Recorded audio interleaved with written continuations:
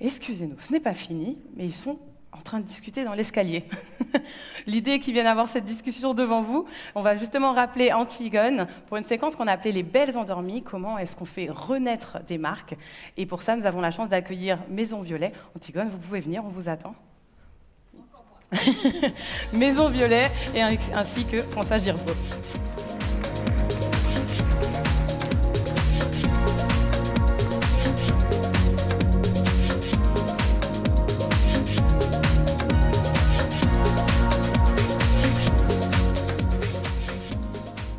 Alors, c'est sous le titre Les Belles Endormies que j'ai réuni une carpe et un lapin.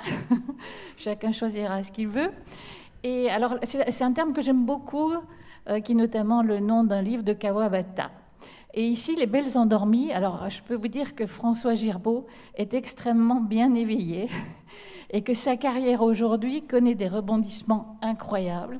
Il est capable de créer notamment un nouveau cirque avec la Maison L'Étrange, qui est aussi une maison, une belle endormie. Et surtout, il est devenu la coqueluche de la mode en Asie. Donc maintenant, il y a des boutiques François Girbeau à Séoul.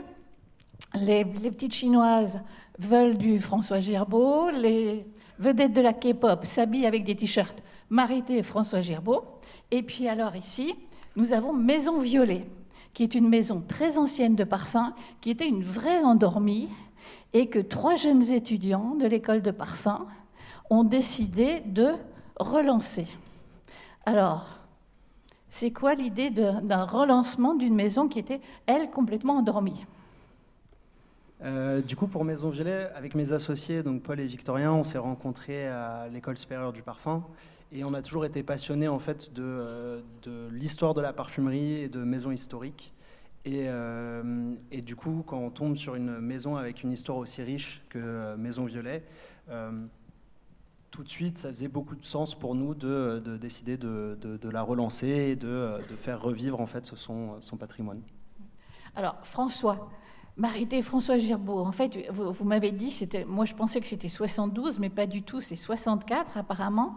Les premiers vêtements que vous avez lancés, vous êtes avec Marité, vous avez quelque part renversé un peu les idées préconçues qu'on avait sur le jean, qui est un vêtement universel, unisexe, mais en même temps, vous avez fait un véritable vêtement de mode avec toutes les modifications, les nouveaux styles, l'ajout de poches, aussi toutes les techniques, sans oublier une préoccupation écologique qui est venue aussi, alors que peu de marques l'ont.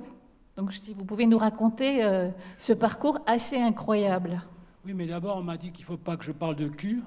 Il ne faut pas que je parle... Ça va être Quand difficile. je parle de pantalon, c'est difficile de toute façon, dans la mesure où, quelque part, on a travaillé sur l'entrejambe, on a travaillé sur les fourches, on a travaillé, et ça, je pense que... Est-ce qu'il marche, le micro? C'est pas quelque chose que le grand public peut se rendre compte. Ah oui, je peux parler là-dessus. Non, mais... Oui, mais il y a eu quand même, il y a eu ce rêve américain, il y a eu cette histoire de Western House qui a ouvert en 64, et ça se trouve que moi je me suis trouvé vendeur là-dedans par hasard, totalement par hasard, et c'est là où tout commence. Donc c'est la génération Goldrow, c'est-à-dire, moi je voulais devenir, je sais pas, Elvis Presley au moins, et Marité voulait faire comédienne, mais... Non, mais c'est trop long, il y a 50 ans d'histoire à raconter, tu te rends compte? Bon, on a quelques visuels là, et notamment un de vos grands succès, c'était quand les Américains se sont emparés de la marque aussi, avec le succès de Flashdance et Jennifer Beals. Ben oui, mais c'est ce que je veux dire, c'est qu'on a habillé la génération Philippe Aki, quelque part, avec Salut les copains, Mademoiselle Tendre, etc., etc. Puis il y a eu cette époque-là aux États-Unis, quand on est rentré en 60...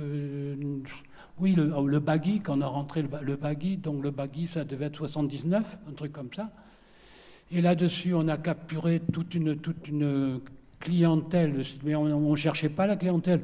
Pourquoi Tupac, il a voulu s'habiller avec mon fringue? J'en sais foutre rien. C'était pas un target, on n'a pas fait ça. On a bougé les lignes des vêtements en Amérique. Et avant nous, ils ne portaient pas des pantalons comme ça, ils portaient des vêtements de travail.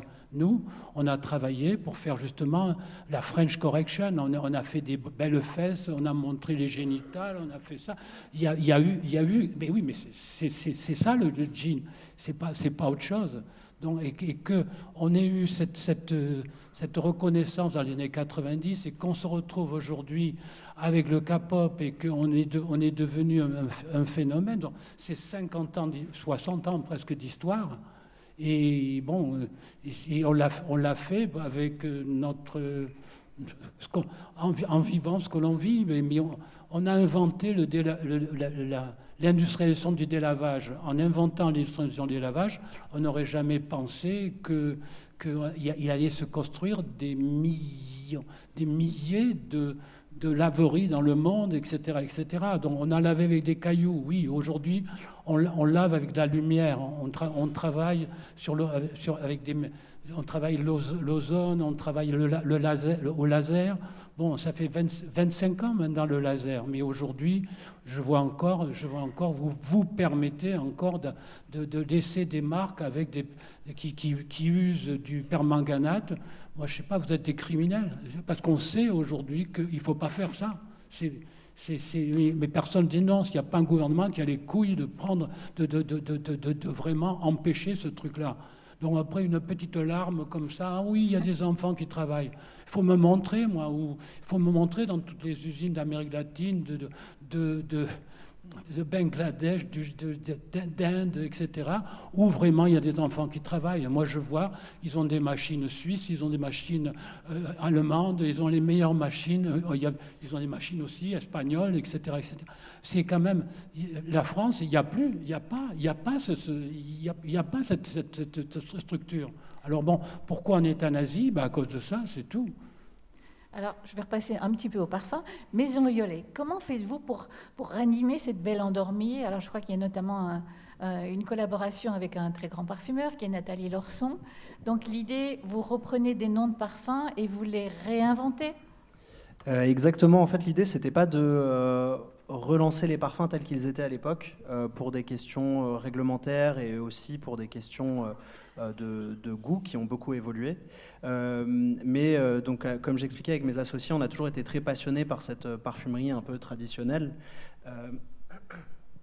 Et l'idée, en fait, c'était vraiment de s'inspirer en fait de cette belle parfumerie, de laisser aussi les noms des parfums d'époque qu'on relance nous inspirer.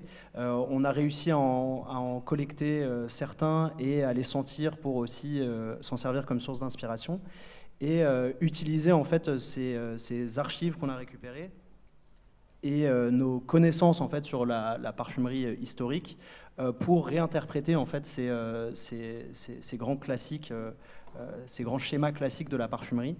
Comme je l'ai dit tout à l'heure, donc j'ai rencontré mes associés à l'École supérieure du parfum, donc on a une formation pour créer des parfums, sauf que quand on récupère une maison qui a presque 200 ans d'histoire, on a un peu un syndrome de l'imposteur, on ne se sent pas légitime et on trouvait qu'après 5 ans d'études, on n'était pas légitime en fait à recréer des parfums aussi iconiques que ceux que Maison Violet avait à l'époque. Donc on voulait s'entourer d'un ou d'une parfumeur de renom qui pourrait vraiment nous épauler dans ce travail. Et on a eu la chance de rencontrer Nathalie Lorson, donc, qui a de grands parfums à son actif. Et elle est tombée amoureuse de notre histoire. Je pense que nos personnalités ont vraiment bien accroché aussi. Et ça a été le début, au final, de cette réécriture des parfums de la maison. Oui, elle en parle avec beaucoup d'enthousiasme. Alors, François, alors...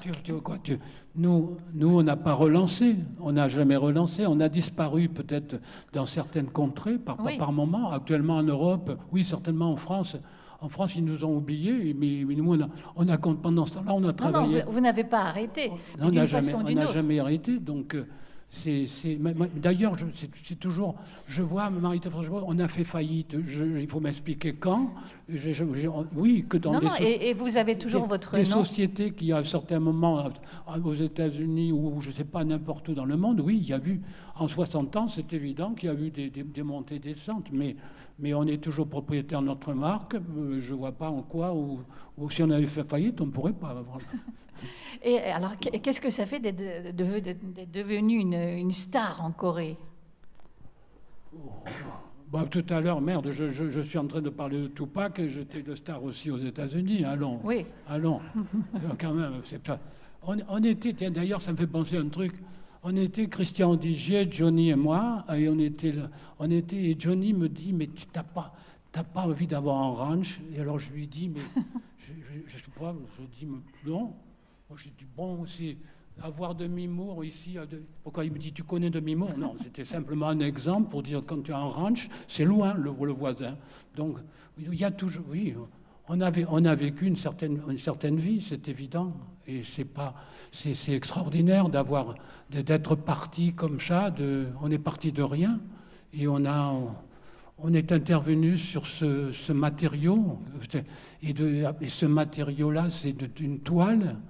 Et puis on l'a transformé, on a inventé des procédés, et puis en 1989, j'ai dit merde, on a fait une énorme connerie, on a pollué toutes les rivières du monde, etc. Et depuis 89, je travaille tous les jours pour dire qu'il faut arrêter ce massacre, mais entre-temps, on a mis des lasers partout dans le monde, on a construit beaucoup de choses. Maintenant, avec l'ozone, on arrive à faire un jean sans aucune pollution.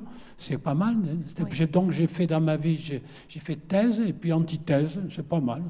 Bon, ça va. Alors, merci à tous les deux. Si tu veux être star on va avec ça, tirer l'oreille, surveillez-les bien, parce que Girbeau, je pense qu'il ne s'arrêtera jamais, François.